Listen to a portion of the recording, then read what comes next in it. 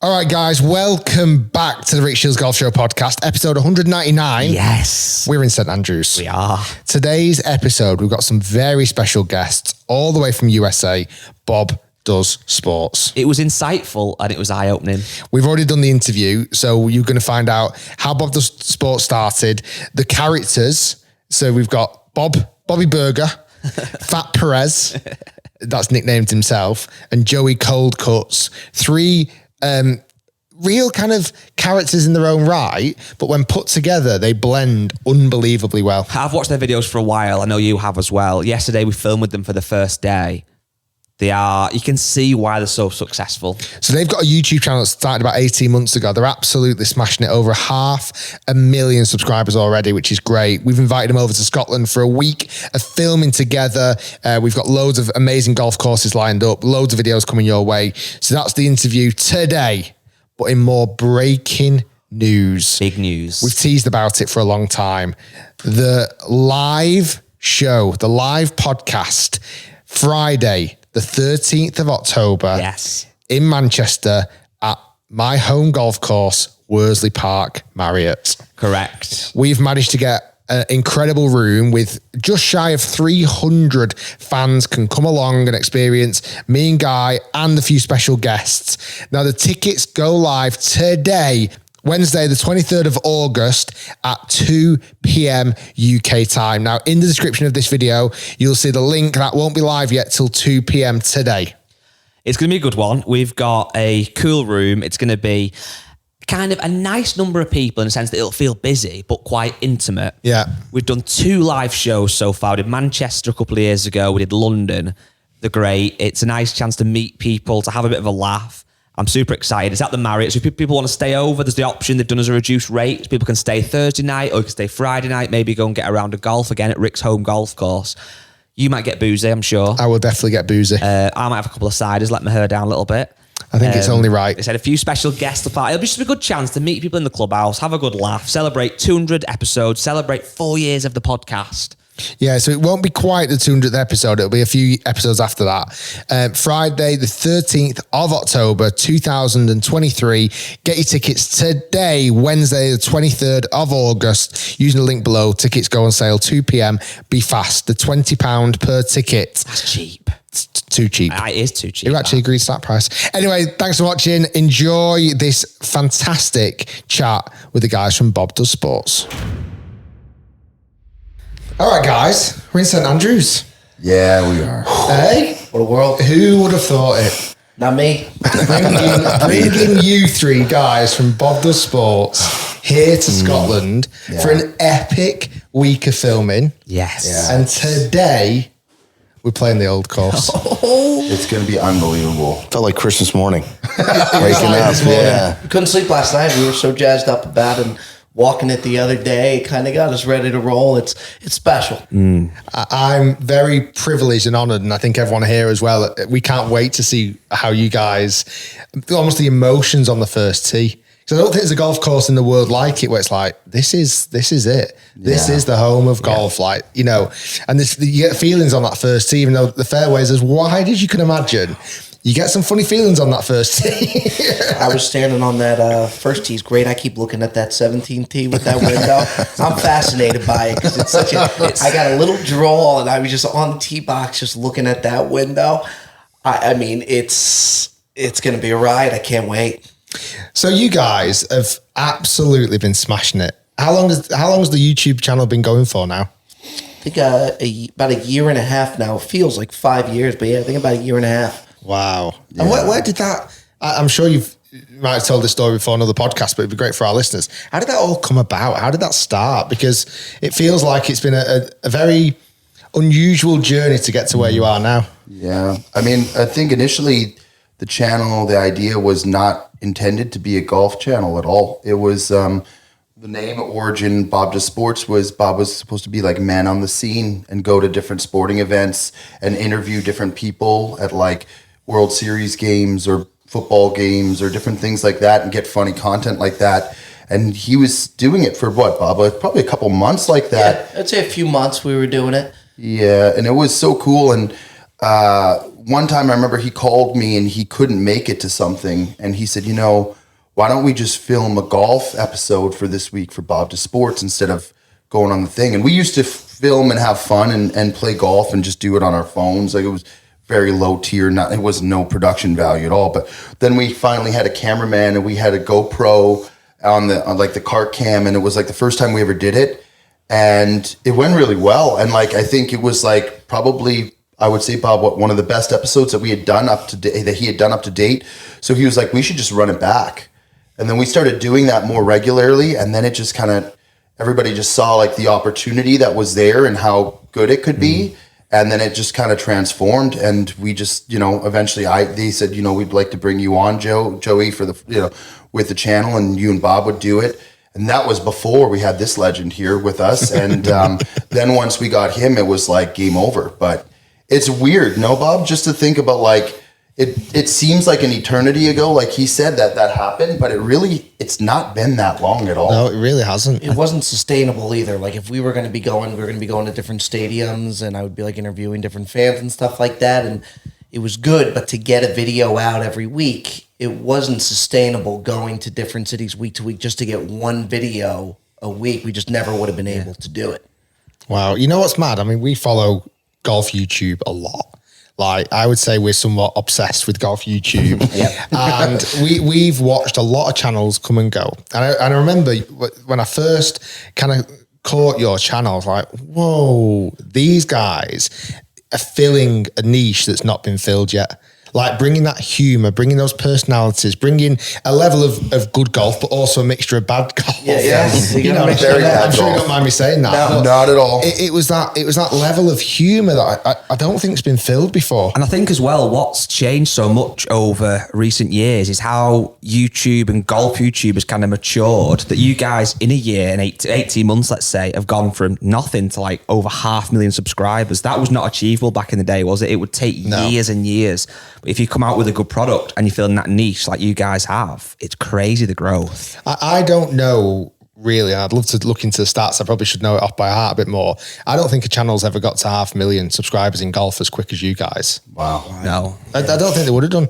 And video after video, you're getting comfortably hundreds and hundreds of thousands of views.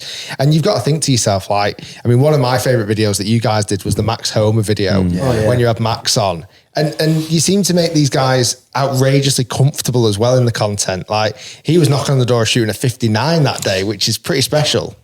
Yeah, I mean, even like a guy we were talking about going to the course yesterday, you guys have seen it. You guys have been in the game so long, so it was interesting to kind of get your perspective on it, of just how much has changed and how much different channels that there are now. And for us, I mean, to have these guys on is crazy. And then I think what's really been cool, I know at least for me, and I think I speak for the guys too, is like to get it to the point where I think it benefits these guys, these pros, to come on the channel. Yeah. That's a really, really cool place to be with it, that now guys want to come on the channel. That to me is awesome. Well, that's what we notice a lot, that obviously as more and more of these guys understanding YouTube and what it can do to them, it gives them a platform to showcase their personality. And that's sometimes the downside for me with golf, is that you can watch a guy, he might shoot 63, great, but you just see them hit a shot, they might do a very scripted interview afterwards. But when you see people on our channel or on your channel and they're being themselves and showing the humor, I think that is what really creates more hardcore fans. And I think they're definitely opening up to it now. Yeah, I agree with that for sure. And I think Max Homa, as an example, is a great video, but I think most people knew from his Twitter and other things he does on social media that he's a funny guy and a guy you'd like to hang out with. But a guy like Keegan Bradley is a great example of a guy that on the course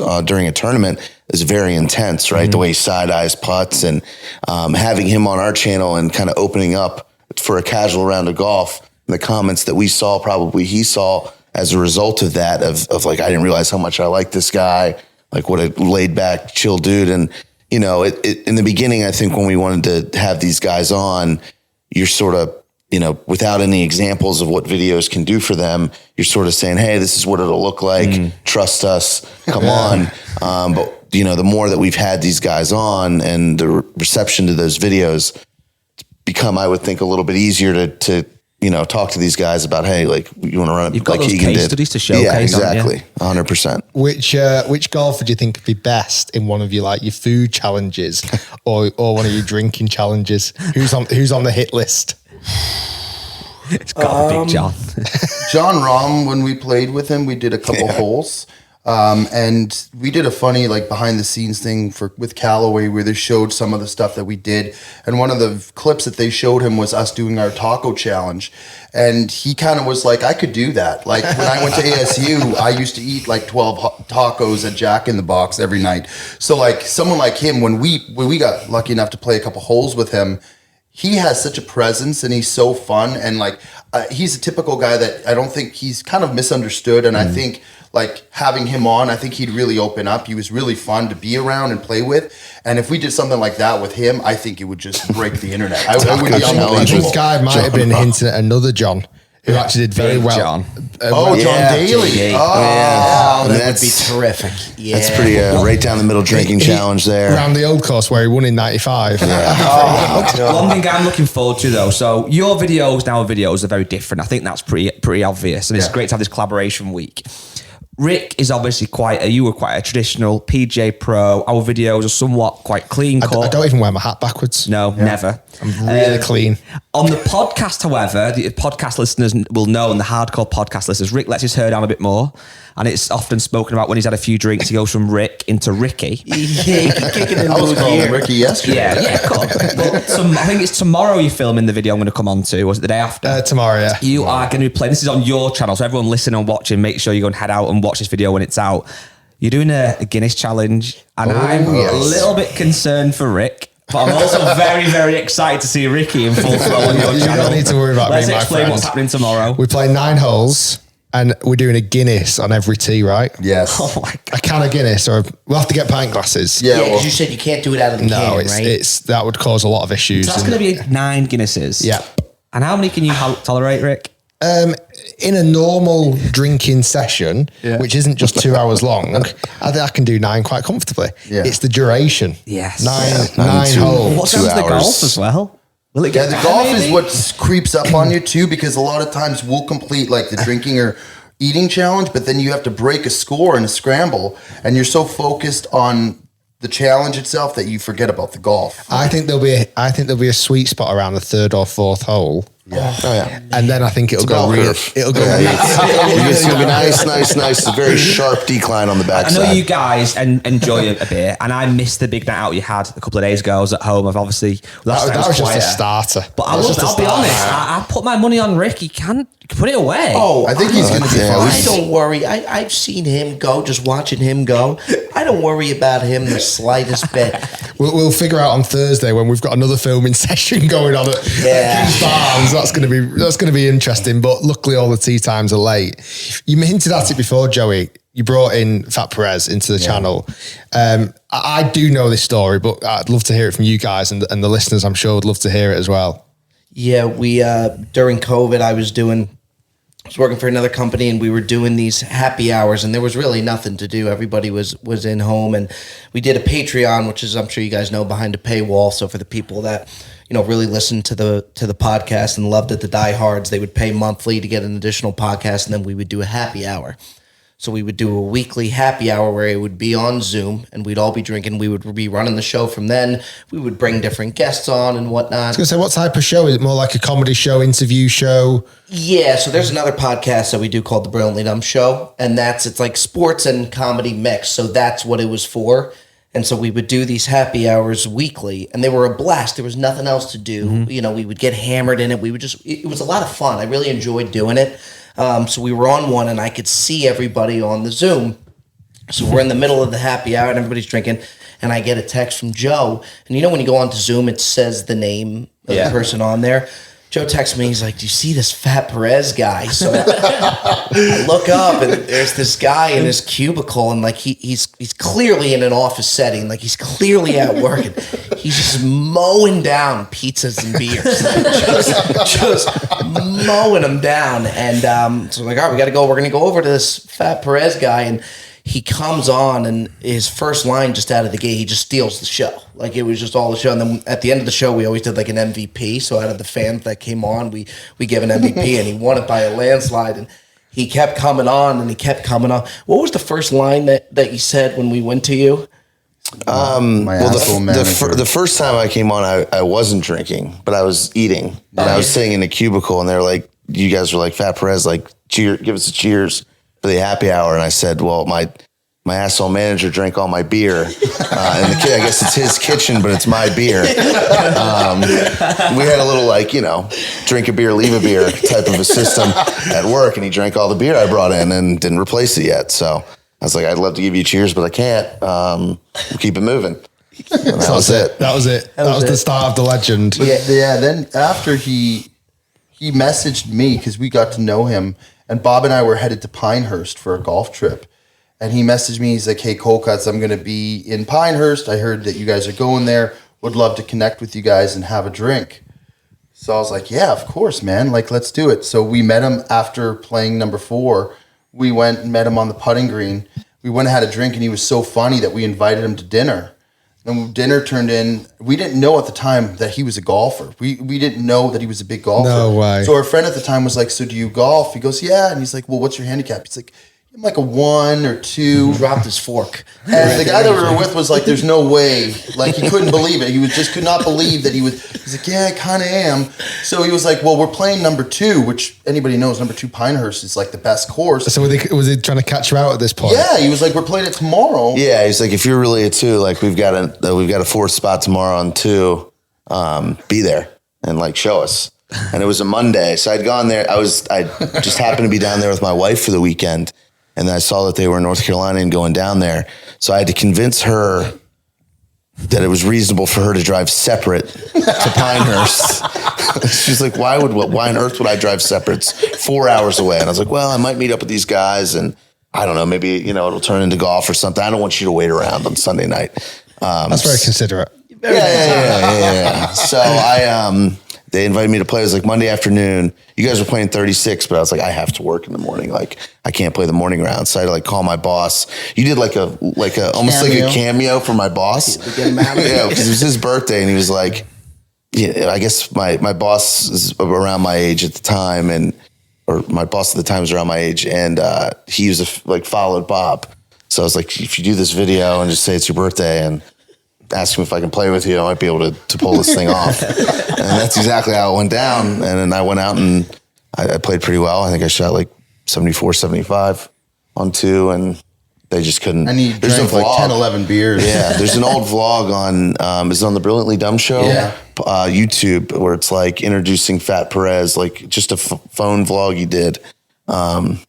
It's pretty wild. How the hell did you 3 end up being together? We looked at each other and we're like, we have to have this guy on the channel. It's crazy. Yeah. So how long from that point then did you become like a full kind of member? Well, yeah. I mean, for me, it's. I think about this stuff sometimes because there's like little points where like it could have gone this way, it could have gone that way.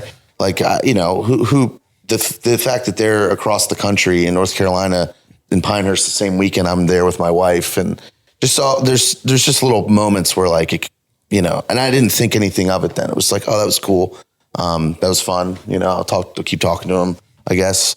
But they started to like that. This was even before Bob does sports. Yeah. This was before Bob does sports when I met them.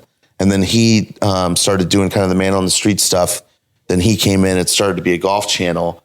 And then you had a couple videos that went viral. That Links to Victoria video where Joe thought he was going to Torrey Pines that was got taken such to, a good video. bit of a dog for track. those guys listening and watching, Bob was surprising Joey with, where was it, a trip to where? Torrey Pines. Torrey Pines, yeah. It wasn't Torrey Pines, was it? It's like the worst course in LA. It was awful. It's like a landfill, and there was bricks in the fairway, and he's a big golf enthusiast, so he was really excited, and we took him to. Oh man, this course was it's the worst I've ever seen by far, and he threw a fit. Well, surprise, we're not playing the old course today. Damn. I was really wanting to do that as a video. I just couldn't do it to you guys. Gotcha. Yeah, just to get Bob back. Hell of a I deserve it. comeback. So I would say now, I mean, you've all got, I'm sure your fan favorites who probably can relate to each one of you individually. There is a hell of a cult following for you, Perez, where it feels like you've got a real die-hard fan base. Not that you guys haven't, but it does certainly seem like this kind of cult following that Perez has got. How does that make you feel? I don't know. I'm for better or for worse, I'm the same person I've kind of always been. And I think the things that people latch onto about me were things that I probably apologized for in my normal life. So it's a bit bizarre to be kind of celebrated for things that my mom would, just kind of rub her face about. So yeah, it's been like a crazy, surreal kind of whirlwind for me, I would say.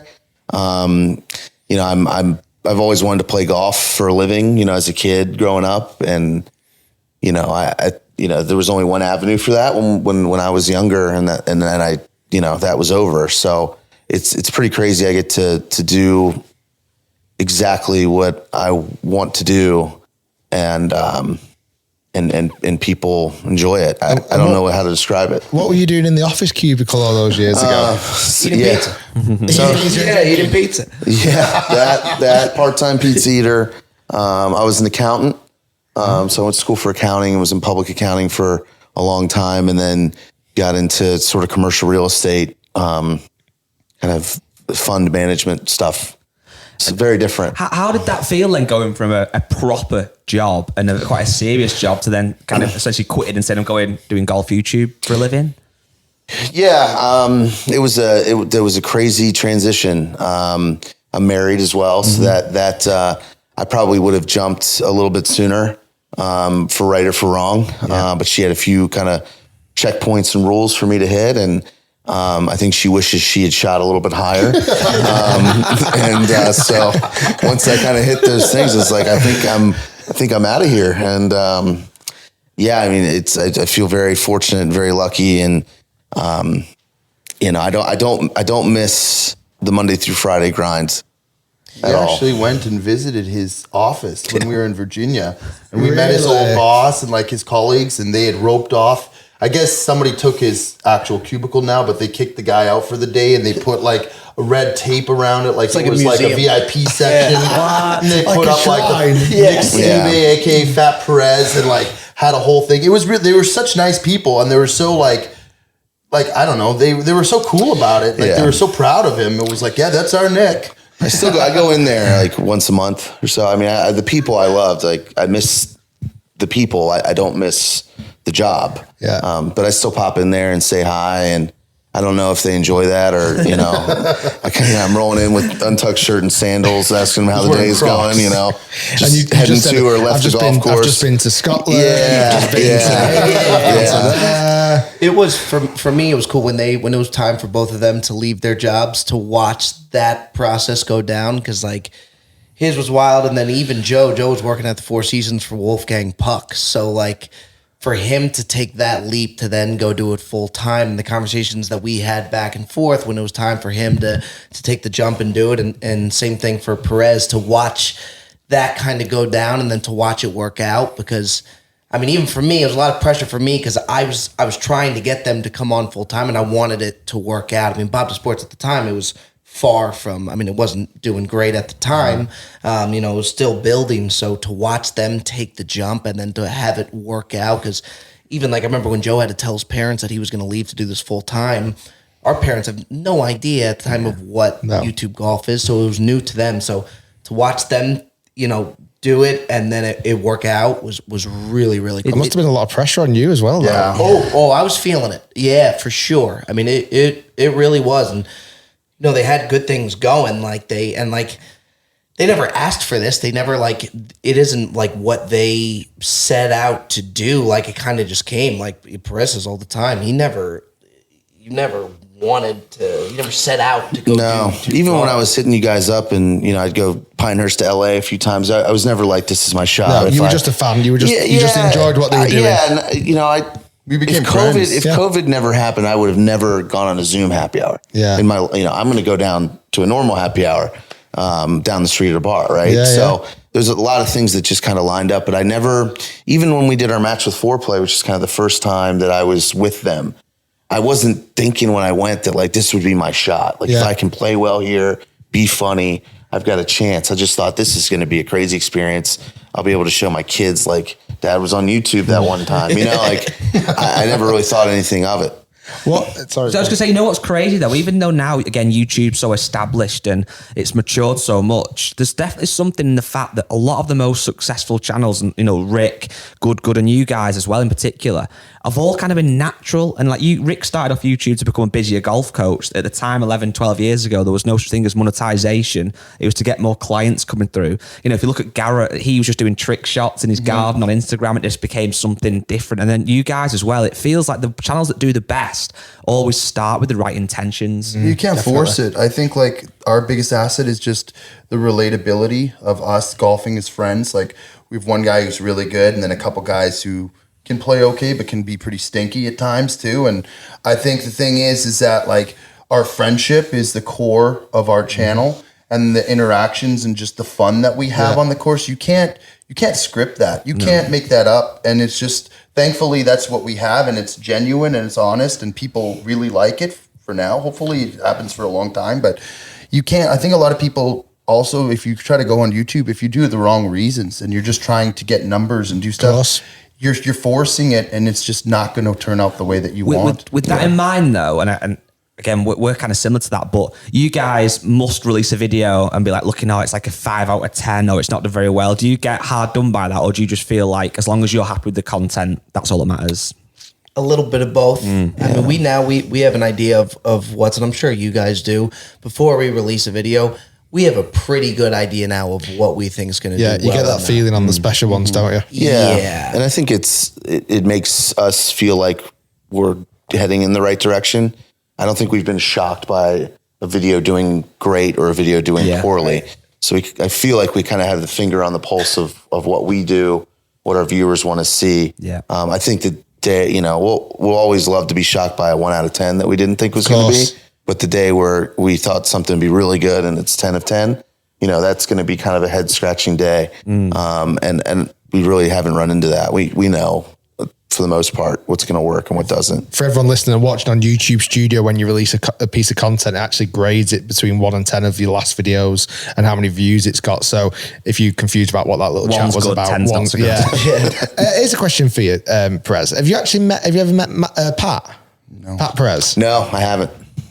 Never talked to him. I don't think I probably DM'd him back a little while ago.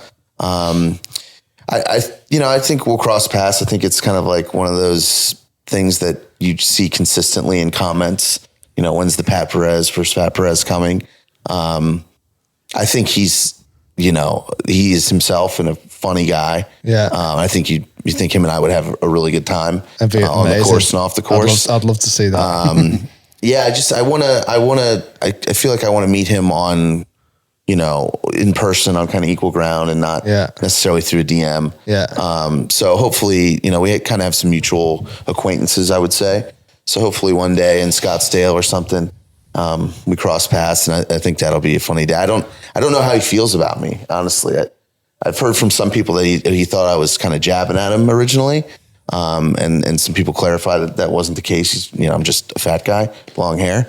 So I don't know how he feels about the whole thing. Did you actually come up with the nickname? No, I had some buddies back home that gave me the name, and I didn't particularly like it. But I'm glad it stuck. You like it now? Oh, I love it now. Yeah. His email chain, it'll say like on the bottom, there's a header and it says Fat Perez, the big guy, and then it's just like the logo of his. Yeah. Hysterical. When I go to like airdrop him something, like the other day I was going to airdrop something and like the airdrop come up and it just said Fat's MacBook. It's unbelievable. It really is. I'm interested in the style. You mentioned a minute ago about this kind of collaboration you did with Foreplay, and kind of Barstool Sports, etc. is huge in the US. I don't feel like we've got that in the UK. I feel like our creator network or so. Yeah, I don't feel like that's ever transitioned over here as much, but it feels like it's huge over in the US. They're doing more over here. They've got Paddy Pimlet, Paddy the Baddie and stuff. I think he's Barstool, but it's not really. Like you said, it's not as big, is it? No, it's weird. You guys, what I appreciate with you guys is like and I've said to you on the podcast before, you really are. You really pioneered the game, like one of the first ones, if not the first one to do it. And you're not bitter about other channels coming in, and you're very open to the new style of how everything works, and you're open to collabs. I know that we can contact you anytime and you would be willing to help us. So I appreciate how open you guys are to helping other channel and adapting and adjusting to where it is now. And I think you appreciate it, even just talking to you about it. I very much appreciate good content. Like, I know me and Guy are the same. Like you'll see a lot of channels. Like when I first started, I wasn't the first ever channel. There's probably about 4 or 5 channels doing it at the time. There's well over 2,000 YouTube channels now, golf YouTube channels, which is crazy. And, you know, without sounding like I'm trying to word this in the right way, I like when creators come out with something different. Original content that really stands out, that you understand your space, that you kind of know your lane to some degree, but you also kind of extend it into that. Like I say, when I first saw it, I was like, God, these guys have hit that niche. And to be honest, I think when I first saw it, I thought, I'd love to have collaborated with those guys, but I probably can't because I'm kind of a bit too professional and clean cut. But I think done in the right style, which obviously we are doing this week, it can work as a collaboration. But yeah, you know, I appreciate good channels that work hard, that bring out good content, that film it well. Like you guys straight out the block. And I think this is where, there's pros and cons of starting 11 years ago when I started. You could release really terrible content and the content didn't need to be that special edited. Things like shot tracers were non-existent. That wasn't a thing. Where now when you come out with a channel, you've got to be all guns blazing straight from the off. People expect it. Yeah. You've got to have good audio. You've got to have good visuals. You've got to have shot traces. It's like, whoa, like your thumbnails have got to be good. Your titles have got to be good. Where did you guys learn all that? How did that come about? So that's credit to our editor and producer, The Jet. He is unbelievable. So when we first started Bob Does Sports, he was working with me prior, even on the Brilliant Dumb Show and all of that. And he just loves it so much. And Bob Does Sports, I think you said it the other day, and it's true. Bob Does Sports is like his baby. Like he is so in on it. And when we first started doing Bob Does Sports, a team that we partnered with, a media company called Doing Things Media, they hired with us YouTube experts that would teach us. We would have weekly calls. All right. And they would teach us everything. You ever hear of the Fine Brothers? No. Yeah, they were like big on YouTube and whatnot. And every week we would have a call, and we would release a video, and then they would break down why things went a certain way, where we could have done better, what we're doing good. Even thumbnails too. Yeah, everything. And Jet just immersed himself in all of that, and he soaked it all in, and he's a machine. He's become a YouTube expert in a short period of time. So good. Yeah. I think that's sometimes what I love and hate about YouTube. It's the fact that you have to make a good thumbnail, a good title, you have to make it catchy, you have to make sure that there's parts of the video that are shorter than maybe you want them to be to keep retention. And I love that about YouTube. I also kind of hate it at the same time. The amount of times we think this is just a really good video. It doesn't need a title. It doesn't need a thumbnail. Just watch the video because it's really good. Yeah. Like, you know, because the old saying of "don't judge a book by its cover" doesn't align to YouTube. That's the opposite of YouTube. Yeah. And then for you then, Bob, you know, your kind of career started as this Brilliantly Dumb. Yeah. You were working at hotels, weren't you, at the time? Correct. And how did that actually even come about? What was the whole idea with Brilliantly Dumb? So I had been doing content even before I moved out to LA. Like even the Vine days, I had been doing content all the time, like a lot of different comedy bits. And what got you into? Have you always been into comedy? Yeah, I've loved doing videos, and I've always, ever since I was a kid and even in high school, my friends would never understand. I always had a camera going, and they never understood why. It used to drive them nuts, but I just loved it. And my thing is, you know, you're with your friends and you always say to yourself, I feel like every friend group has said to themselves, you know, we wish there was a camera rolling on us. So to me, it was like, I wanted to have a camera running. So when I was working at the hotel, I was doing content on the side. So when I first started at the hotel, I was doing overnight shifts. So I would have my videos filmed, and then during the overnight, there really wasn't many people coming into the hotel. And what were you doing in the hotel? At the time, I was working the front desk. Okay. So, I mean, it was they call it the graveyard shift because there's nobody there. So during those hours, I would just spend them sending videos out to every channel you can imagine for them. Your own videos? Yeah. That's I'd spend my and based whole on shift. what? Like different like big channels, Barstool and all that, I would send them my videos to see if they would repost it. But what were your videos at the time then? Comedy videos, like a lot of comedy bits, like kind of like comedy sketches, what I put on my channel now. There wasn't any really golf at the time for me. It was really just that. So I'd spend my whole shift doing that, and then it started to build up. And then I met him at the hotel. But so you both started working at a hotel together? We worked together. Yeah. And I had seen one of his videos before I even knew who he was. It was posted on Barstool, and I sent it to my sisters and my brother, and I said, "This is the funniest thing I've ever seen." And it was him in a handicap stall bathroom, and he has the camera pointed at him, and then he pans it down, and there's like 2 wheelchairs waiting to get in, and it's like he doesn't know what he's going to do, how he's going to go out and face the fact that he's using their restroom. And it was hysterical. There's no words, but it's just like you could just sympathize and empathize with how stressed he was in that moment. I was sweating. And it was so funny. And then when we met, it was real, yeah. And I just that goes back to like everything was always filmed. So, I'm taking a shit, and all of a sudden, like, I didn't even realize I was in the handicap stall, and I looked down and there's wheelchairs lined up. And I really started to sweat. I mean, I was really nervous, but my first instinct was to get the camera out and rolling. Because the US cubicles are weird. You can really see a lot. Oh yeah, underneath. Yeah, that's the first video I saw. Really? Of his. That's my buddy sent me that video, and I followed him. So that's when I started Was following. that on Instagram then or Vine back then? it was that's on Instagram. So were you getting spotted at the hotel at this point? Had you kind of forged a bit of a following? Yeah, it started to get a little strange because I got promoted to guest services manager, and you're looking over a few different departments. So you have the bellman, valet, and the doorman. So I had about, I'd say roughly 40 people working under me that I was responsible for.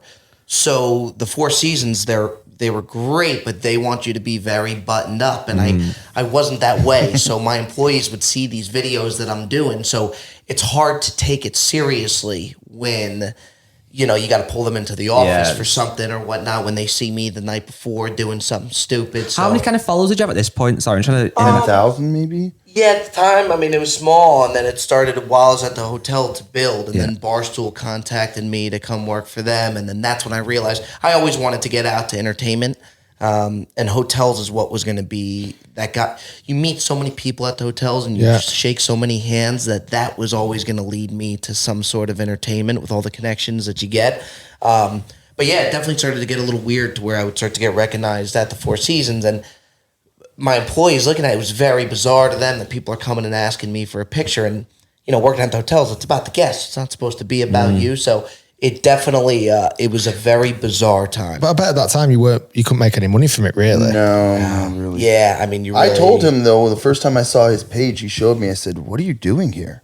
And he's like, "What do you mean?" I was like, "You're one of the funniest people I've ever met. Like, you need to get out of the hotel and go focus on comedy." I always thought that he would make it, and I just enjoyed hanging out with him. And and then he said to me, I was like, "Well, maybe I can help you with your stuff." He's like, "No." When we started doing the golf stuff, he's like, "You're hysterical. You have to be part of this." And like at the time, I didn't even really use social media.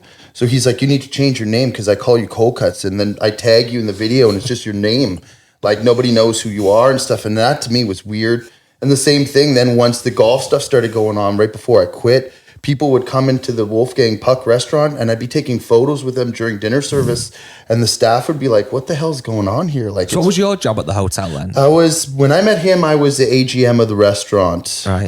And then I left, I went to Peninsula, and then I came back afterwards to the Four Seasons, and I was the assistant general manager of a Michelin star restaurant with Wolfgang Puck. So you could imagine very elevated service, very high expectations, people coming in spending a lot of money. And then like we're filming comedy skits and videos, and people like the staff knew about it and would watch and stuff. And it was kind of bizarre. It was like 1 foot in each different part of the different world, right? But I hadn't kind of immersed myself that I could completely leave yet. It was. I bet the customers thought it was weird when they were coming in and going. I know you. Yeah, I met Jim Nance in there once too, and it was really cool. Like a lot of the people who would come in, you'd get a lot of celebrities and stuff. Like, and you had to be really on top of stuff. But it's crazy to me that like when we met, we just were friends at the hotel, and then now it's just.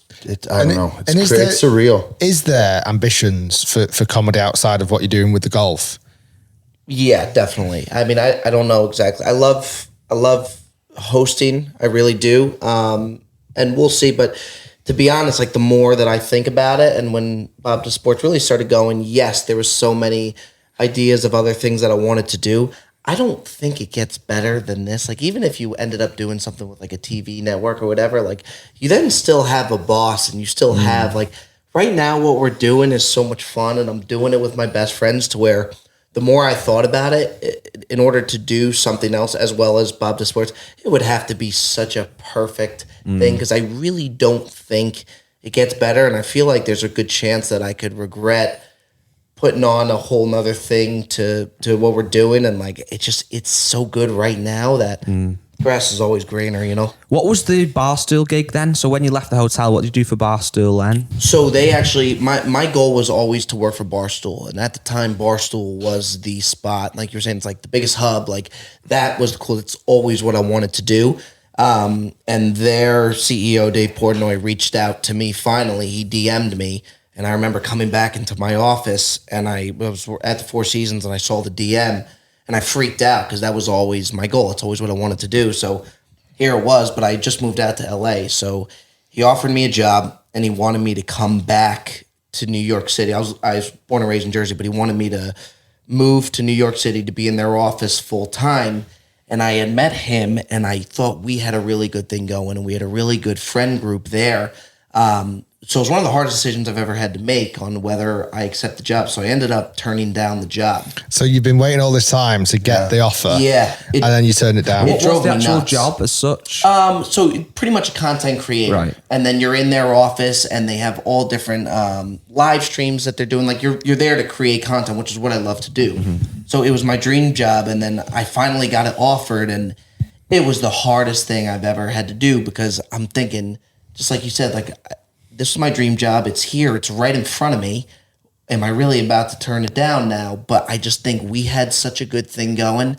And I just believe that if we did it kind of our own way, that it would pay off down the road. But to some degree, I mean, the chase is always more exciting a lot of the time. Yeah. And was it quite exciting that you could almost, you got offered it, you had it on a plate, and you went, nah, I'm good. You kind of, you completed what you wanted to complete, really. Yeah, it's true. It very, very nerve-wracking, though. It really was. And I mean, I think Barstool would have been a quicker rise and would have helped the following even faster because of what they have. But yeah, I mean, to be able then to do it our own way and to turn it, I mean, Bob to Sports probably wouldn't be a thing had I not turned it down. But in the long run, I mean, it ended up being the best thing that I've ever done. But also going back to that point, you'd have had a boss. You'd had multiple, maybe multiple bosses. Totally. And actually, how do you etch your own future out of that, really? Because, a lot of people that go on the Barstool Sports, it's quite hard for them to kind of separate themselves from it if they need to, if they continue to grow. What's funny is you were mentioning about how you've always got your phone and you're always filming. Yeah. And I've even noticed this trip, just kind of, you bring your phone up and you've just got it by your chest. It's unbelievable. That's one of the telltale signs. And he won't look at you either. He'll have the phone and like look this way. Sort of side eye. I must admit, it's quite incredible. I really need to be watching myself this week. Rick caught on quick, man. But one of the funniest clips, and you must be happy that you recorded it, when Joey was leaving that garage, that garage door. Oh, that was tough. What the hell? Yeah, that was. I think that's had like it went crazy viral with like 40 million views. It's the fact you try and jump over the laser? Yeah. So what we didn't show was the first time that I did it. I actually tripped the laser in the door. Yeah, I told him how it worked. I told him how the laser works. Like, you gotta get over the laser, and he just walks through the first time the door goes. I was like, I wasn't kidding about the laser. You got to get over the laser. It's the laser that sends it back up, right? Yeah, the laser goes across, in case a child walks by. I was also inebriated, so that should be allegedly. I think I've seen it. Is it on your Insta? So We'll put it over the top of the video. Most people would just step over. Video. Bob has watched this video probably 10,000 times. Is it on? It's on mine. If you go on my Instagram, it's like you got it right near the top. Is it on yours? Yeah. It's hilarious. It's right near the top. It's and absolutely so that video hilarious. happens. Then I get a text. Watch your head. Watch your head. I mean, it's so bad. And there's an extended version where they pan So 2 back weeks to bother later- these guys and they just start dying of laughter. 2 weeks later, I get a text message from the Airbnb. This was an Airbnb in Palm Springs. You must have broke the garage. Yes. So I got a message that said, we noticed the garage door. Don't worry, it's covered by insurance. You guys seem funny. There was a camera in the garage. Do you want this? Do you want the angle? And I said, yes, I do. It was like, I hope you or your guest is okay. Would you like the video? I said, absolutely would like that video. So there's another video from the inside of him running from the door. It's so loud. Yeah. It's so It's like loud. a comedy sound, that one it hit. And you know what? If anybody, with People all due think it's respect, fake. Joe, I'm like, if that were to happen can to hear anybody, it would happen to him. It really would. Like that's the guy that it would happen to. But that goes to show your instinctiveness to get the phone out and to record. well, that was Ticket. yeah. That was our other So I- producer. Normally that would be him. Oh, is that not you? Yeah, normally it would. That was our other producer, but there's another shot of it where I didn't know that our producer of the Ticket was filming that. He just decided to get out his phone. He saw it going down. He's like, something stupid may happen.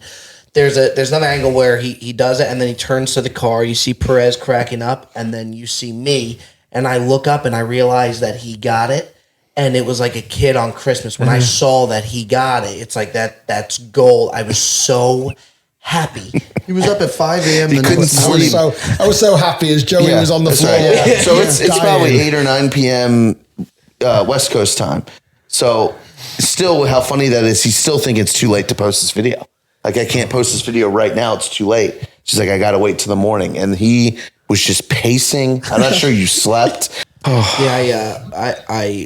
could hear me in my room from the Airbnb giggling to myself and laughing. I was so excited to post it. And then with the walking around the neighborhood, I have this thing, and I did it since I was a kid. When I get really excited, I just start pacing around. Like, I need to start walking. So if we get a really good video that we see a 1 out of 10 on YouTube or whatnot, I go outside and I have to start pacing around and walking. I listen to music and I get all jazzed up.